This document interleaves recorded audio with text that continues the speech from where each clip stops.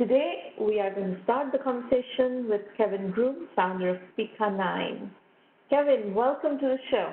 Hey, thanks for having me. So Kevin and I spoke recently for the Entrepreneur Journey series, and I found him to be a great interviewee, and his story was also very interesting and very much in line with the philosophy with which we operate here, which is capital-efficient entrepreneurship. So Kevin, tell us about your business. What do you do? Let's get you introduced to our audience. Sure. So Pica9 is a software as a service company, much like Blackbaud. We're in the MarTech space. And in that space, we help major multi-location brands to empower their local selling outlets to produce marketing materials, polished professional marketing materials of all kinds. As an example, Marriott International is one of our longest standing customers, and in that organization, there are more than 7,000 hotels around the world who use Pica9 software known as Campaign Drive to produce everything from small space banner ads all the way up to huge billboards, outdoor billboards, and pretty much everything in between. So that's what we do for a living. And how did you get this business off the ground? So, like many entrepreneurs, I was a partner in another firm, also something that I had founded in the advertising services space. And in that context, as a creative director and really a marketing advisor, I ran into a problem and built a system to address that problem. The story goes, starts way back in about 1998 when we were working for Ernst & Young and at the technology consulting firm of Ernst & Young. And as I was sitting there working on a creative brief with a client, a CMO, a very talented professional, her CEO walked in the door with something rather embarrassing in his hands. He was a Frenchman. And he had two copies of a magazine called Computer World. And he had flipped to the back of the book.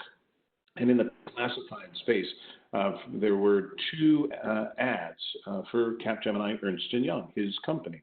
And one of them was brown, and one of them was blue, and one of them said they had 35,000 employees, and one of them said they had 54,000 employees, and the list of inconsistencies and embarrassing inconsistencies just went on and on.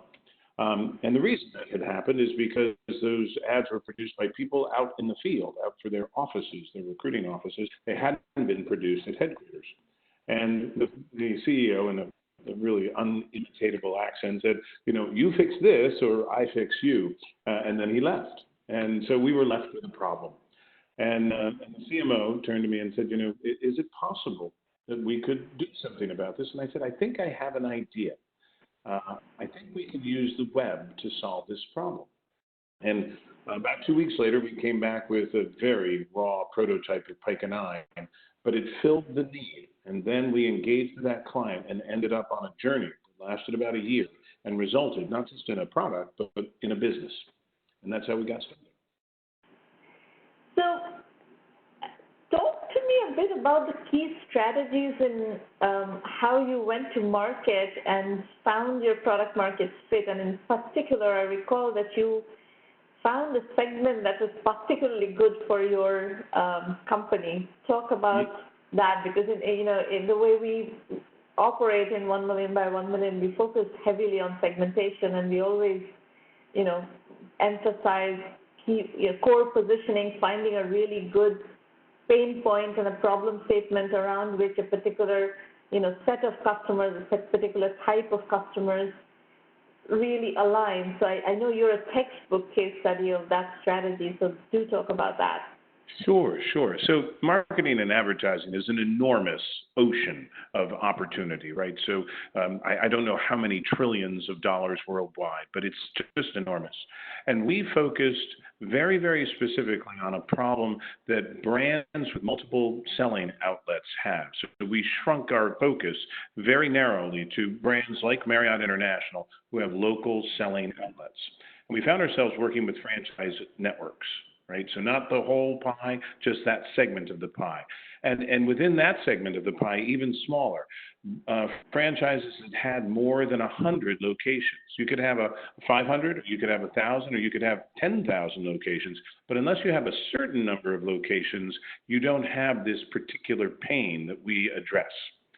Yeah. So that was the first thing. We really focused in on franchise, dealer, and reseller networks, often agents as well.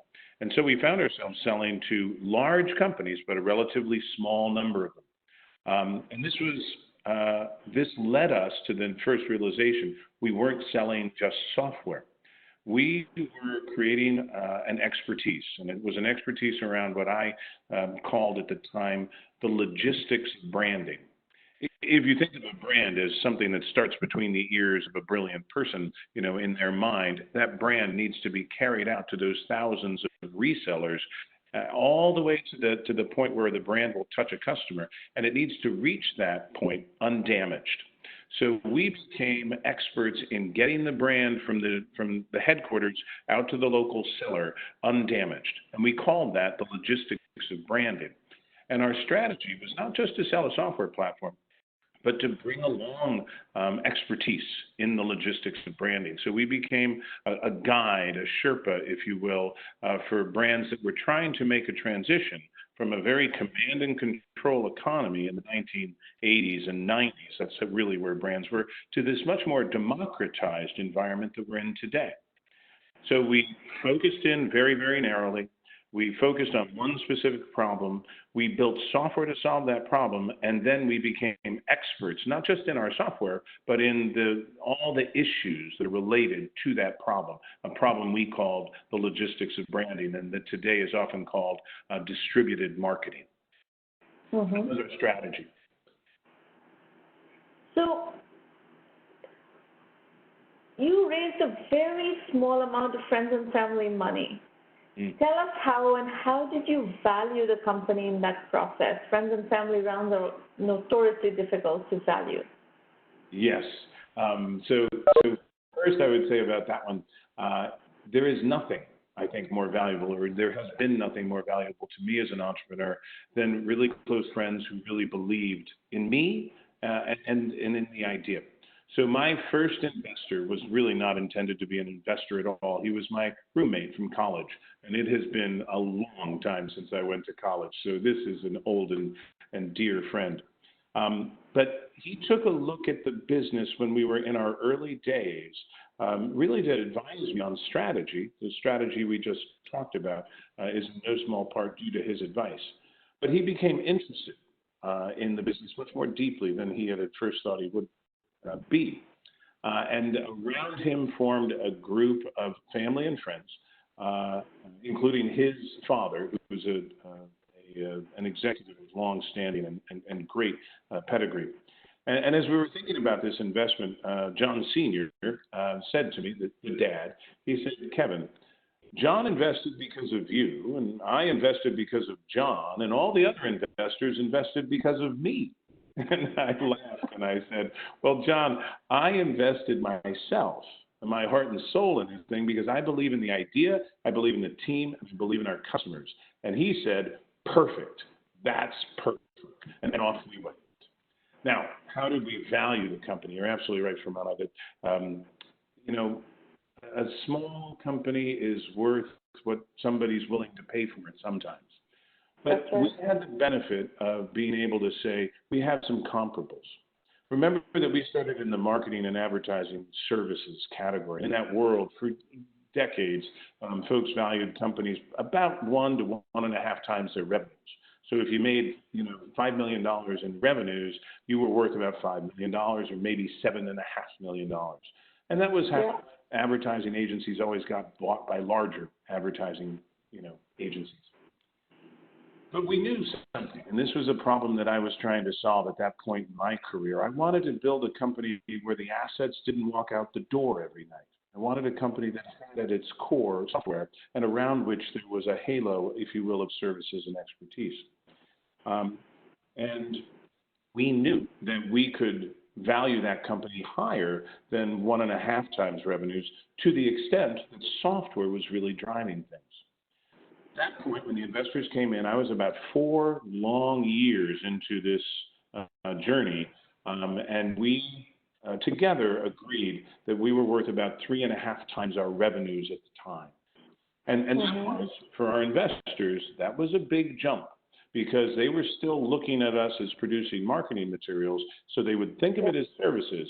We had to prove to them that the software was really doing the job. It wasn't just people, it was software. And that software was repeatable and durable and owned by us, properly protected. All those things we had to prove. And when we got to the end of that process, we had a valuation somewhere between 3 and 3.5 times revenues at the time. Very good process. And I think what I find interesting is that your investors had enough grasp on conceptual thinking to be able to make that leap from a marketing services company to a software company. And they had enough faith in you that they were willing to bet that you would be able to execute on that vision. And that's, I'm sure a lot of stars align for that to happen, but it's a very tricky moment in the evolution of a company, and that you were able to convince your investors that you would be able to pull that off, and they gave you a 3.5x valuation on revenue is remarkable, I would say. I believe there was a combination. I agree with you 100%. There was a combination of things that I think factored into that decision on their part. First, chip brands, and at that time, Marriott was already a customer. Prudential had become a customer, and so that focus on big enterprise names gave us a lot of credibility and validity to support that valuation. But the second thing was this, and I've often found this with angel investors. These guys got the vision, and I think they got the vision even faster than most of our customers did. We're changing. Our advertising and marketing world is changing. MarTech software is eating the world. I think it was Mark Andreessen who said that. But and it's eating the MarTech category. These guys saw that we were a part of that larger trend. I think even more deeply saw that than I myself saw it. I was kind of on the ground, moving from tree to tree, and they were looking at the larger forest. And so there was a faith in our ability to execute. There was a faith that the trend was our friend. And I think they saw that more clearly even than I did, back in the 2005, 2006 time frame. Yeah. So we were lucky. We were very lucky. From a methodology point of view, in our the 1Mby1M methodology, we have a particular category called bootstrapping with services, which is roughly what you did. You bootstrapped using services, got these marquee customers on board, got to work with them, identified the problem, and then you turned that into a solution, and your investors basically bet on your execution capabilities on that solution. So, at some level, if you pitch it like that, and I'm saying all these things for the benefit of our audience so that you can extrapolate from what Kevin has done successfully to what you might be able to do. I know we have a ton of bootstrapping with services entrepreneurs in the community. So this is a very tried and true proven track of finding good customers, working with them in a services mode, and then understanding what pain they want solved that they're willing to pay for, and then creating a product based on that understanding. So please make a strong underline on what Kevin is saying and showing in his entrepreneur journey, his lessons from the trenches. So Kevin, where are you now? What's happening with the business, and what are the highlights? What else do you want to share with the audience? Sure. So a couple of things, and I would just pick up on those points that you made. This notion of services and software and bootstrapping services, I really strongly believe in, but I think you have to go into it with your eyes wide open, and your investors should have their eyes wide open too. And here's why I say that. It is always a challenge to balance configured software with customized software. Your clients will often have the upper hand on you in the early years, and will have you customizing software that you would rather make repeatable, reproducible, and configurable. Where we've gone now We've reached product market fit. That was years ago, and it was after we did about 100 implementations with major brands. We really figured out the feature set that we needed. That was a lot more than our investors originally thought would take. Once we got to product market fit, we began moving clients from their customized solutions to a standardized solution, and that was a cultural journey of its own. And sometimes we struggle, because customers don't always want to hear no, and some customers won't take no for an answer.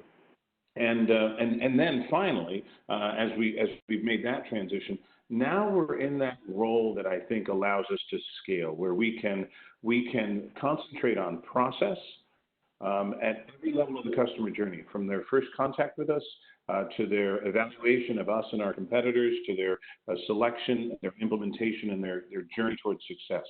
All of those steps now can be made reproducible, repeatable, and predictable. And that's what we're working on. And that's where I think we'll begin to see the services decline as a percentage of the whole, going from, we're probably 70% software and 30% or 25%, 75-25. We'll see that decline. But I don't believe that it will ever go away. I believe that role of the trusted advisor in the very choppy waters of local marketing automation, I believe the role of the guide will always be there. We can extract value for that. In fact, my sense is that where investors used to really look at services revenue with a real jaundiced eye, I think now they realize that a little bit of services revenue is a great way to keep your clients sticky. And that's the model we're now trying to prove as we scale up into the next phase of growth, which will be ARR above 10 million. I want to make a point as a joiner to what you just said. See, MarTech is a domain where the customer organizations, the marketing organizations of your customers or any other MarTech company's customers, these are not crawling with tech people. So when you're dealing with complex technology that has to be understood and applied, whether it's analytics, whether it's any cloud technology, MarTech technology, the customers don't often have the expertise to really drive your Ferrari like a Ferrari. So they're going to drive your Ferrari like a Toyota or a Prius, and that's not the way to drive a Ferrari. So unless you provide services, they will not be able to get full value out of your product. That's point number one. Point number two is there is a trend out there right now. The whole cloud domain has kind of come from this do-it-yourself, DIY route. But there is a clear trend where often customers are asking for DIFM, do it for me.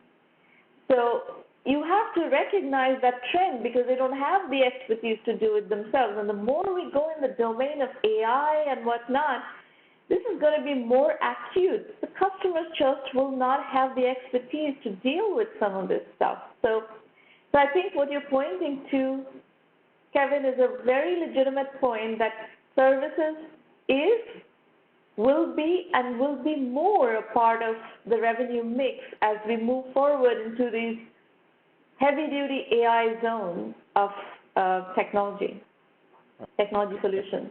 You are either echoing or anticipating what I've heard from the technology analysts in this category. There's a great analyst at Forrester by the name of Jay McBain who says, do it for me, just as you're saying, Shramana, and also adds in there a do it with me, right? So there's a shoulder-to-shoulder kind of experience too. And I believe that successful SaaS companies in the future are really going to organize themselves so a client can decide what gear they want to be in. And some will shift from managed service to self-service and just stay there, and others will cycle back and forth. We have some clients, for instance, in the automotive business who every model year face such an intense amount of work that they need to move from do it myself to do it for me because they just don't have the horsepower on staff to do that. I think agencies are very much of the same ilk. Well, sometimes they'll shift up and sometimes they'll shift down. Our ability to adapt now, that's another part of, I think, where the company is going. And again, it's learning how to say to a customer, meet them where they are. I think meet the customer where they are and always be willing to adapt to them. That hasn't changed. Even as a software company, being obsessed about that customer experience, I think it's more important than ever. And there are expectations of our ability to do that are probably growing more rapidly than our ability. We're always running to catch up, with the customers. I've talked to a number of CEOs who have built their entire businesses on the do-it-for-me model for these high-end intellectual horsepower-heavy areas like, analytics is a big one. Latent view analytics, absolute data, these are basically outsourced shops for, marketing to do all their analytics with them, and they know how to drive a Ferrari like a Ferrari. So they have technologies of their own, they have technologies from other providers, but they have heavy-duty data scientists that often marketing organizations cannot hire to be able to do what they need to do. It is a trend. So, Kevin, to wrap up the interview, and we'll start the entrepreneur pitches shortly, where are you now, and what are the key issues ahead? So I would say the key issues for the company, the reproducibility, the repeatability, and the predictability are the key challenges. We've simply got to start reliably making our numbers and setting expectations about growth that make our investors, that satisfy the expectations that we ourselves set. And that's a sign of maturity. I will say, one of the things that I struggled with in the early years, and I think it might be changing, it might be that this is just a function of the time in which Pica9 was birthed and grew. Reliable growth rates in the double digits and sustainable growth rates in the double digits is what I've been trying to champion. There are many examples of companies that hit hypergrowth. And while I think that's fascinating, and someday I'd love to do that myself, of course, I believe that this steady upward progression in SaaS is also becoming more a part of the trend. There's a great fellow by the name of Jason Lemkin who's created several great companies. Very well. Yeah, he's just I follow him and really appreciate so much of what he says. And I think it's because he humanizes the SaaS promise and encourages you not to look at a 25% growth rate or a 20% growth rate as a failure. I think it's really important, especially for entrepreneurs. And it sounds to me like, so many of the folks that you serve are in that tough part of the journey. It's important to see success as success. And as we hit that plateau, I'm trying to make sure that we do that, because the culture here is, I think, the number one job we have ahead. We have to grow experts in this category of ours that we help to create, and they have to see that this is a business that can be a career, and that a 20% growth rate and a happy customer base is a tremendous success in and of itself. So I think that's our challenge.